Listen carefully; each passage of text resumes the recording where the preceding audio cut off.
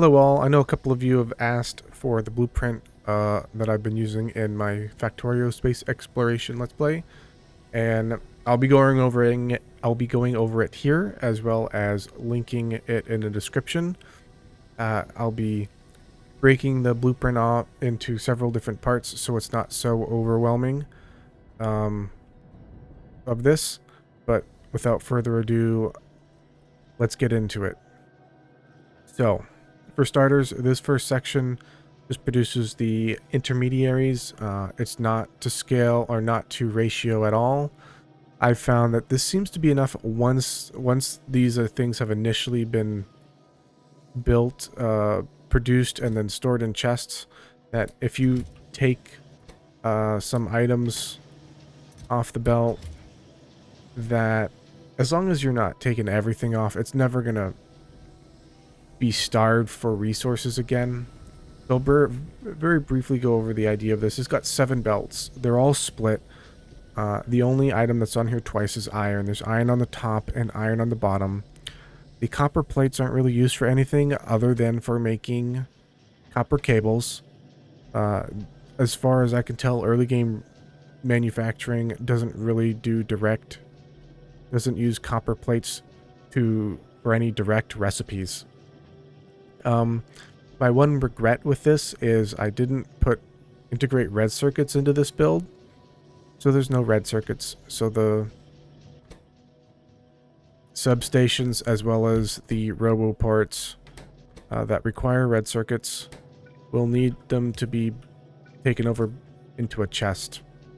If I were to do this again, maybe I'd find a way to build these automatically so I don't have to do that. But I'm okay with dumping, 400, 800 red circuits on the chest to build a whole bunch of substations or get my initial robo ports off the ground.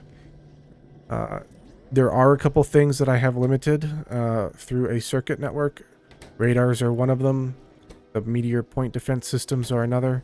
And then the flamethrower turrets are the third. Everything else is just chests and then limiting how much of the chest can fill up. As well as these 7 belts, I might as well add, there are these intermediate belts that run between the things.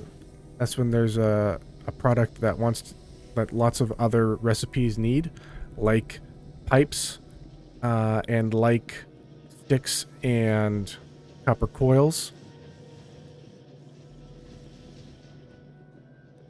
Coming down here, the early game science is a part of this base. There's a gear wheel here that pulls. There it is. This is the inserter that takes iron off the belt, and then it'll input gears. Early game, you don't have to build this gear line. I added it later for the red circuits because I don't want this one machine having all of its gears taken when I'm making red undergrounds and red fast belts. This is here early for science. Put it on the belt here. Science picks it up. These inserters won't even be in the actual blueprint. You'll have to go in and add them later. Logistics science is also made from the mall, so there'll always be a little bit of activity. These 2 belts combined, one makes inserters, one does the yellow belts, and then the red and green science go on a line to the labs. Military and blue science are on the other belt, and then later, once you add the rocket, what I decided is fine for me to do is I'll just pick this up and move it down one, add the rocket science as the 3rd belt in the middle or on the side, and then redo the inserter setup, and that's good enough for me. The way military science works is, since you're not researching it all the time, I've decided that this small amount is perfectly reasonable for me. We're making 45 armor piercing a minute and like 22 grenades a minute when you're not building military science, not using military science, which is fine, which is most of the time anyways. And then those can pile up. If you want to change how much gets stored in here, feel free to. One thing I'll note is these resources. Let me turn on my exoskeleton. I have them basically coming off of my starting setup. I think this is fine. The only thing that's maybe lacking is the steel. Basically, this is 1 yellow belt of copper, 2 yellow belts of iron, 1.5 belts of stone. This is 1 stone line, which makes half stone bricks. And then the glass, when it's working, consumes, as you can see, 6 out of 15 of another stone belt. So I bring in 2, 1 for stone bricks, 1 comes in here. The glass takes 1/4 of it. I end up splitting it into a half belt anyways. 4 of these inserters work all the time because I have 2 long inserters. 1 of these inserters, or 3 of these furnaces, excuse me, 4 of these furnaces work all the time. The other 3 only work like 50% of the time because they only have 1 inserter going into them rather than 2. For oil refining, the blueprint won't have these 4 on the left. If you need to add more, you're welcome to add more oil refining and just select the actual petroleum recipe. The space exploration seems to take different amounts of light oil and petroleum versus the standard game.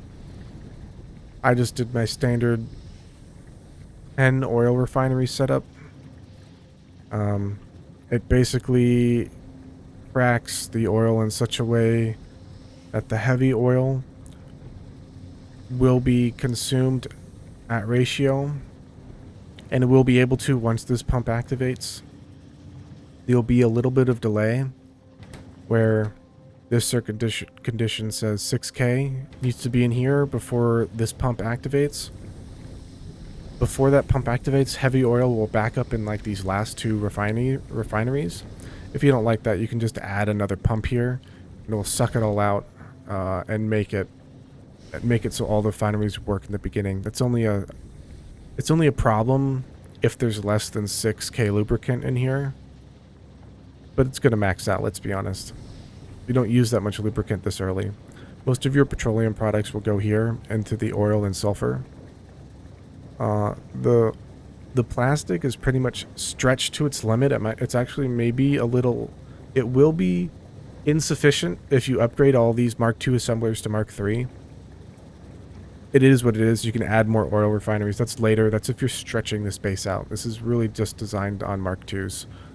These batteries will go into the rocket science, and for the accumulators, sulfur is used in some of the rocket parts, as well as blue science. This is just a little green circuit production for the early robo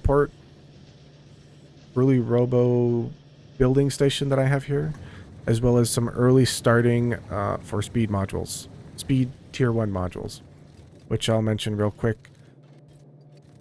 The speed and the productivity and efficiency modules are all produced in the base.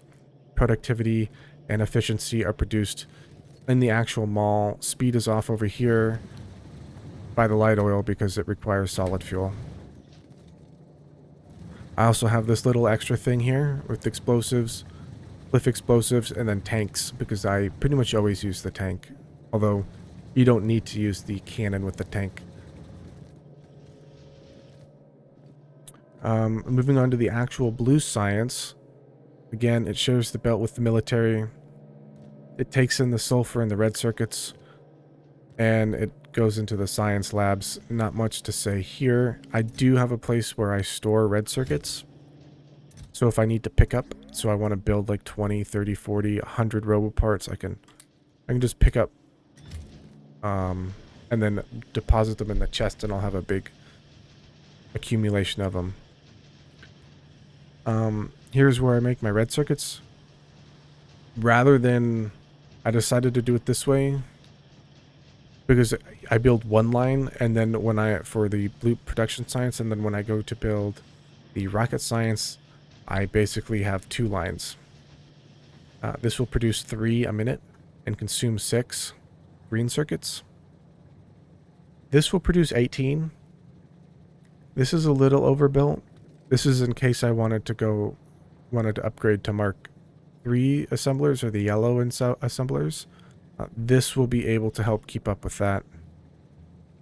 Otherwise, this is producing too many green circuits. You're not consuming this many green circuits. Over here is kind of where everything starts to terminate. We get to the end game of the sciences and rocket parts. I will go over the rocket parts first. So rocket parts require, if we go over here, low density structures, rocket controls, and heat shielding. This is the new thing that they need in space exploration. It pretty much is the same way. You need a satellite in order to get your science, except and it's not exactly science. You get another product that is used for rocket science called satellite telemetry. And that's what this white stuff is. They look exactly like rocket control units, but they're not rocket control units. Don't mix them up. Something I did that maybe is not the smartest idea is I just have a regular inserter here. In theory, this could get jammed. So it technically would be better to just have 2 filter inserters. Maybe the blueprint that gets downloaded will have that instead. Maybe I'll change that off screen. Your satellite, which is what you need to put into the rocket to get your telemetry for the rocket science, requires all of these items. It's a lot. This is why we're building our accumulators and solar panels over here. Our low density structures also go into the satellite. Rocket fuel also goes into the satellite. Like the red circuits for the substations, I have a little box. A stack goes a long way of radars. Stack up to 50. You don't make that many satellites. Red circuits are on the belt. Glass is also on the belt. I will deal with this later. So one of the interesting things about rocket science is they require glass. Interesting. Solar panels also require glass. You do not need 1.5 for how often you're launching the satellites. This one thing that I have over here says it produces 3.5. It really kind of produces about 3, maybe 2.9, because not all those furnaces work all the time. It seems to be enough, because this is consuming 1, guaranteed. This is the short end of the stick of what our resources, what we need for our rocket parts. Surprisingly, it's not the low density structures. And then these don't get used all the time. Once this backs up, you know, you're not using 1.5 a second. So 3.5 glass seems to be enough. The other 2 items you need for the rocket science, once you get the satellite telemetry data, are your speed modules, which I have built here at the end. This one machine can easily power both of these. If you see how much this needs, 60 per minute, right? This makes 120 per minute. So this one machine puts 50% in here and the other 50% on the belt. Technically, if it doesn't put anything over there, these 5 machines cancel out to a ratio of building 1 rocket fuel per second. Solid rocket fuel. Let's see, am I forgetting anything else? Oh yes, the furnaces. Furnaces, this is what the furnaces need to be made. They need the previous furnace. They need red circuits. They need steel. And then they need these heat shieldings. Now, once you've researched the rocket science, the other thing that you'll need, this is the personal rocket, or what's called the cargo rocket. And then in order for you to fly in it, you need a space capsule. I built this with just the intention of using it a couple times. This is meant to get me into space initially, and then maybe like a couple times after that. It's not meant to be used very often. So I kind of designed this base to be able to, for the excess resources to kind of trickle over to this guy. This will only be able to launch, I don't know, every 30 minutes to an hour, which in my estimation is totally fine. But once things back up, like let's say you build this and you play the game for 2 hours, you could be able to make 2 or maybe even 3 really fast jumps in succession because of the backlog of stuff that occurs on the belt, you know? Your liquid rocket fuel gets filled up here. I have another 50,000 of liquid rocket fuel storage over here. And then there can be all this fuel that's stored on the belt. And this will accumulate slowly. What you produce is more... It's produced in such a way that a little bit of it will trickle past and fill this guy up. And then I also just hand feed the things I need for my cargo rocket sections. I don't think I'm forgetting anything. Let's go over some of the resource inputs. Might have mentioned this earlier, but this is enough to go through everything. Green, red, blue science, or green and red military science, and then the petroleum products. For the actual production science, you're going to want to start using some of these lanes. I'm taking, if I were to go this, if you want to build this and you want it running all the time, which it's not going to be running all the time.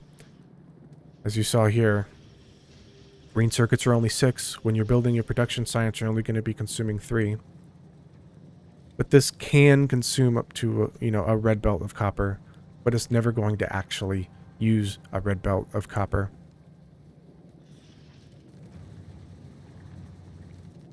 A couple items get pulled down here. This copper line is the only line that gets pulled over here. And look at that, it uses 3. Okay, it's not a lot. Both of them, it's 6.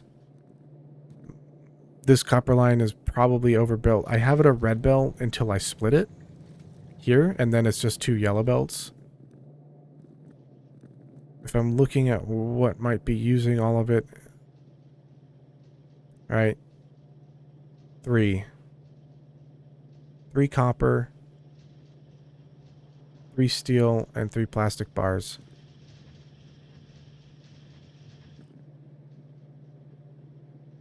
Oh. I totally forgot low density structures take glass. So you're going to want a half belt of glass for the whole base. For this whole thing, wants a 7.5 yellow belt of glass. You can totally build that. It's not going to be that hard. And then it probably wants close to... Let's see how many stones are being used here. 1.5. Is that the only place stone is being used? Yeah, in this long line of stone, it's just for the stone for the steel furnace. Oh, of course. And for your stone tablets for your heat shielding. That's going to use 3. This says it's going to use 1.5. I think it's a little less than that. It's not actually working all the time. So yeah, half belt of stone, half belt of glass. And then stone is just used for the stone furnace. Half a belt of stone. That's pretty much it. I hope this overview is helpful. If you decide that you want to add more things down the line in the mall in your own playthroughs, if you do decide to use this blueprint, go for it. It's totally designed to be expandable. All right. If you ever want to input these lines, input the throughput, increase the throughput, maybe upgrade the ones with iron. I don't know if any of the other resources need to have their throughput upgraded. Maybe just the belts with iron on them. Hope that helps. Bye.